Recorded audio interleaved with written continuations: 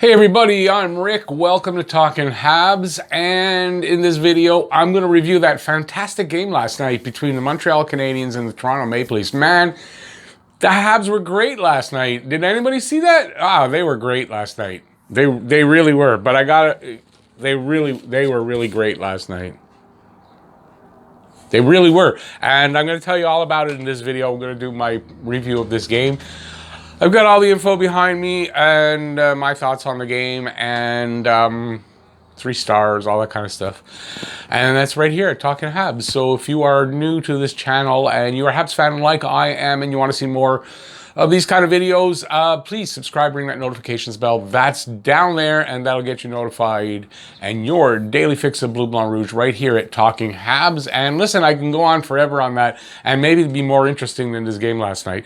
So Montreal lost last night 4-1 to the Maple Leafs in what is, I think at this point we could say, hopefully a first round preview, in that Toronto is in first, Montreal is in fourth. I don't see Toronto changing. At this point, I'm not 100% sure Montreal keeps their 4th place position, but I do hope so. And this was basically a preview. And, oh,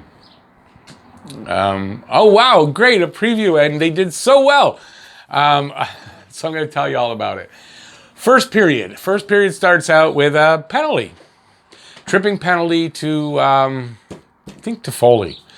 And so, like, bang up right away. There's a we're like in the hole, so it doesn't take long. And Toronto scores. Nylander is 15th from Marner and Riley, and she goes like this. So this is on the PK for Montreal, right? The Habs, they kind of double cover Matthews. I mean, you're on the PK, you're already short a man, and they double cover him in the corner, sort of. And it allows this nice passing play from, I think, Riley, crossing down to the side of the crease to Marner, and Marner cross crease to Nylander, and Nylander for a little like tap in. So nice passing play by Toronto, and Montreal not great on the PK there, I guess. And yeah, there you go. So they're up 1-0. I don't know what else to say. At 8:44, Matthews, geez, it's going to be hard for me to do this one, gets his 35th from Foligno and Riley. And this is a very weird, interesting play.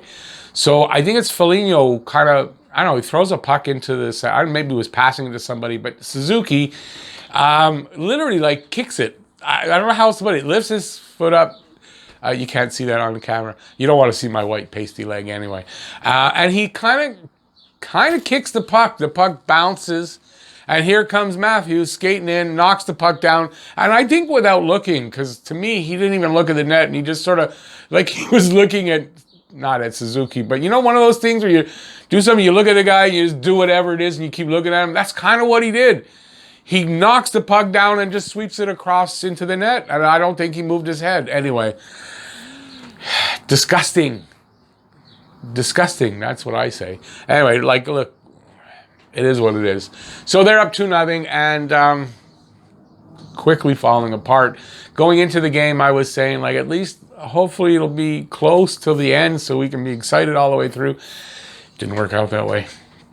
Second period comes around, and now the Habs have more life in the second period, right? They literally did look tired in the first period. Second period, it looks like it might get better. They got more chances, and they increased the shots. They got it was close in shots in the. I didn't write down what the shots were in the first period, but they jumped up in shots in the second, so they were ahead. They were leading from that point on the rest of the game in shots, but it amounted to not that much early on, except for a goal for Toronto. And listen, if that was their like what they were trying to do, they accomplished it, right? Because Toronto got the 3rd goal.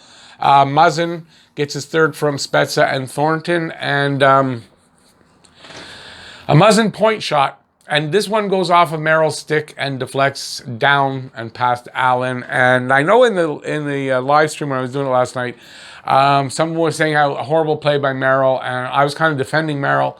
I mean, it hit his stick. What do you want? He kind of maybe asked for it, I guess. He didn't try to keep it out of the way.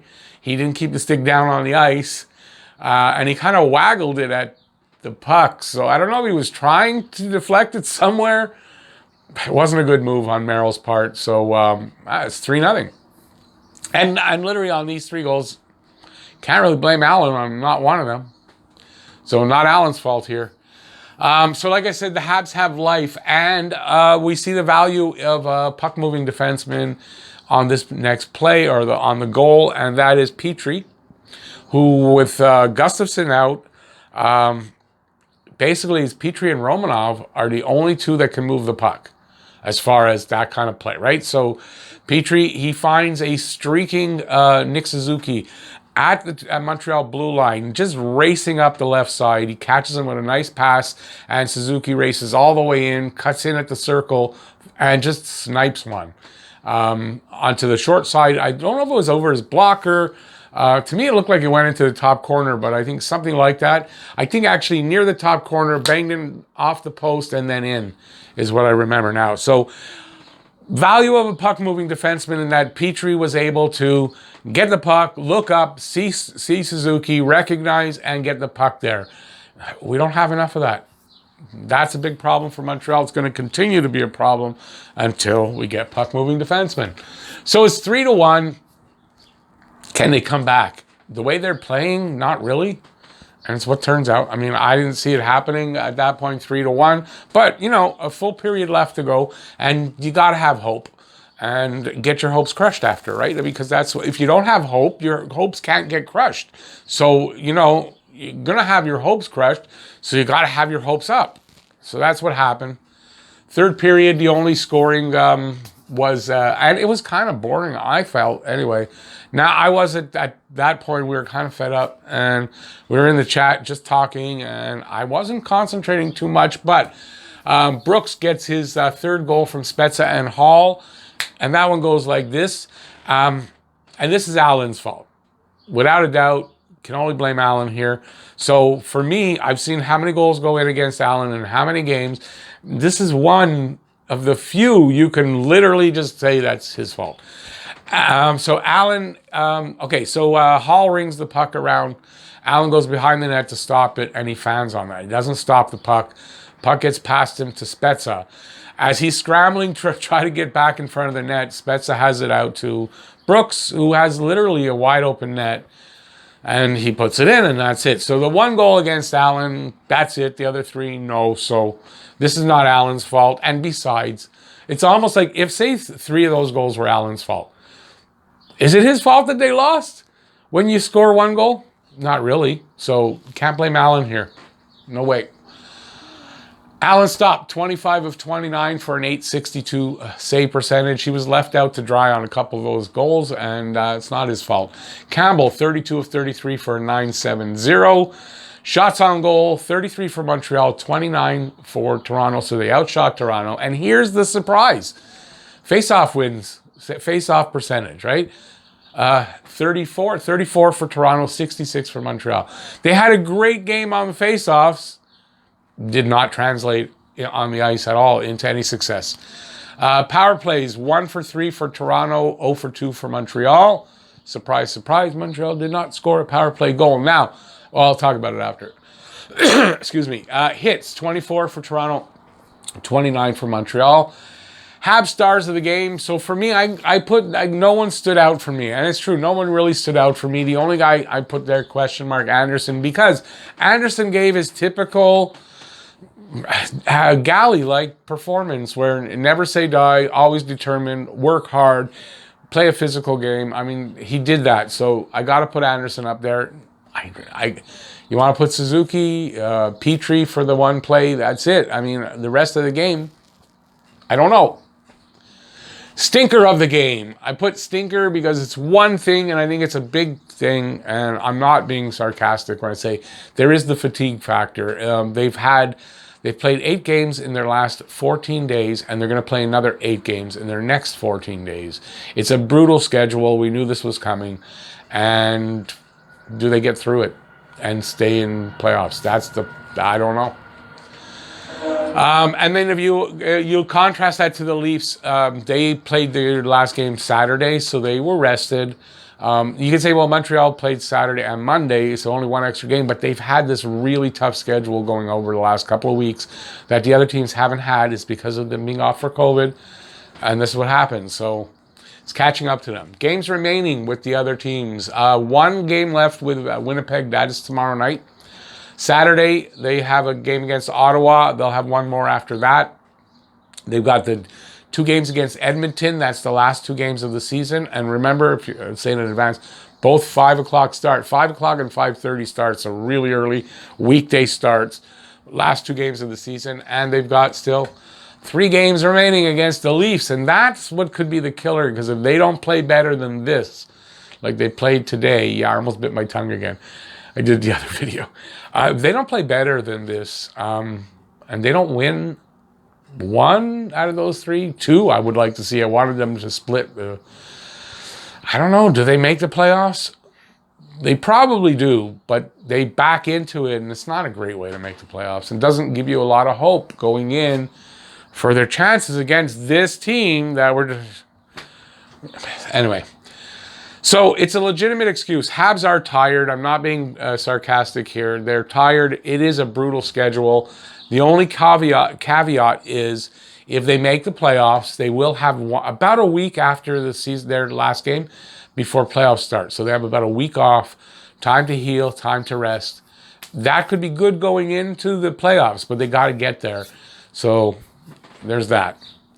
Caulfield is an NHLer. Did he get a goal, an assist? No, but he was at least on the ice for the Suzuki goal.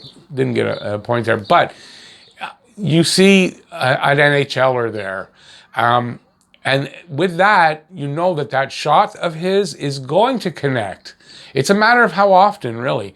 So that'll start to happen. Hopefully next game he pots one.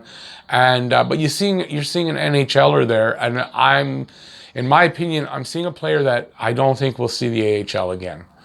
I really don't think so. So I think Caulfield is here to stay, and I don't think that's a bad thing, because he's showing that he's an NHLer, and we know what he can do, and it'll just takes a little time. He'll get going.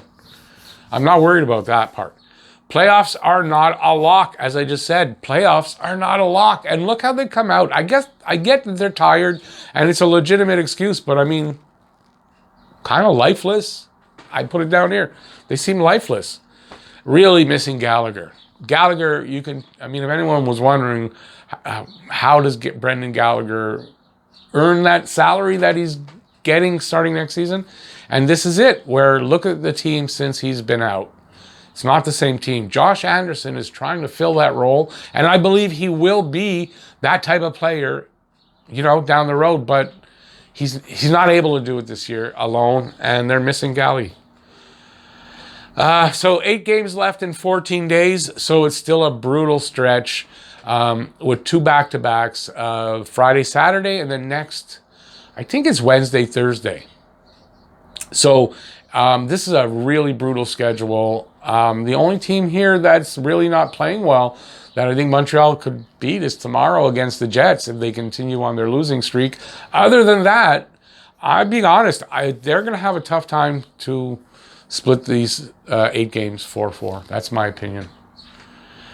All right, where am I? Lack of puck-moving defensemen are holding this team back. I've been saying this for a while, and it's clear. Just look at the Petrie play. You get a guy, you can connect up with somebody like that. Suzuki from the blue line with speed, gets down there and scores. This is one of the big problems. They can't get the puck to the forwards while they're moving and use that speed and make it work for them. And it's a big problem. So it's holding them back, and I don't know what the solution is. Even in the playoff, it's going to still be a problem even if they make the playoffs, is what I'm saying. Can't clear the D zone and can't free the forwards to use their speed, and that's what you need a puck-clearing defenseman. Listen, a puck-moving defenseman. These guys are big defensemen. They can win the puck in the defensive zone, and that's not the problem, battling for the puck. They can win it, and they can't do anything with it. That's the problem. They seem life. I just said that. All right. Refs. Hang on a second. You have to remind you of that. Okay, refs, I agree. That was ketchup on KK's lip after he got a high stick and it was ketchup. I think he was eating French fries. Like before they came out to play, he was eating French fries and some ketchup there. That wasn't blood. I agree with you guys. Next game versus Winnipeg. Tomorrow night at 7 p.m. And then Saturday is the game after. So Saturday at 7 p.m.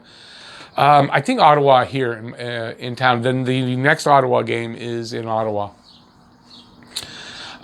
So my pregame show will be at 6, and then the game live cast will be at 7. So hopefully I'll see you there. And you can guess the score of the game. I'll do a preview tomorrow, so don't give me any guesses for the game here. I'm not going to pay attention to it. Be very honest with you. So there you go. That's it. If you like it, give a thumbs up. And if you have any comments in the comment section, what do you think of the game? Do you think they're looking tired? Is that a legitimate excuse? Let me know in the comment section. And if you're new to the channel or you haven't subscribed yet, please subscribe, ring that notifications bell. That'll get you your daily fix of Blue, Blah, Rouge right here at Talking Habs. Thank you for watching, everybody. Appreciate that. And hopefully I'll see you at the live stream and the game, the pregame show and next videos and all that. So stay safe out there. Peace out, y'all. See you next time. Bye, everybody.